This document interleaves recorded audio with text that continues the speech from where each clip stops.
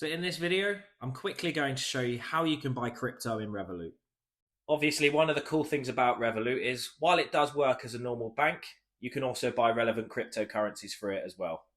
So first things first is you want to open up the Revolut app to this page here, and then you just want to select on the crypto option at the bottom here. Then it should open you up to this page here, and you'll just want to select on start trading. Now, there is a chance, depending on where you are from, you may need to do an assessment just to confirm that you understand enough about crypto before investing. But it is nice and straightforward. Usually you'll only need to answer about 6 questions. But once you've done your assessment, you should then be pulled through to your crypto dashboard, which should look like this. And then from here, if you scroll down as well, you'll be able to check out all the cryptocurrencies that are available to start trading with on Revolut. And as you can see, there are quite a lot of cryptocurrencies on here. Obviously, you've got Bitcoin, Ethereum, Solana, etc.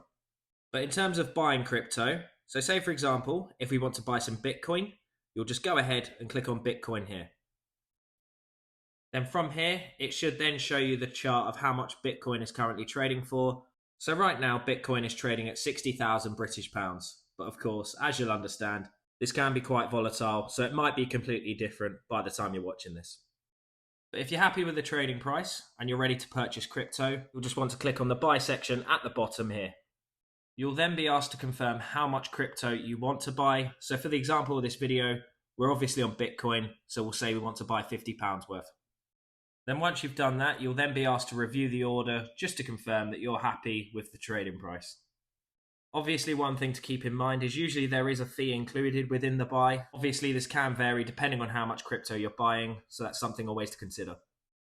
But if you're happy with the order, you can then go ahead and press confirm order. And there you have it. And then from there, you should then be pulled back to your crypto dashboard where you can then view your crypto portfolio.